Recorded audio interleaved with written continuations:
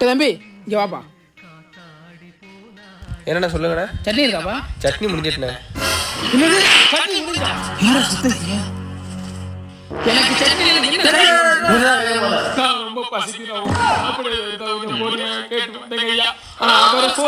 மணி 10 மணி ஆகுது. இப்ப சொல்லப்பட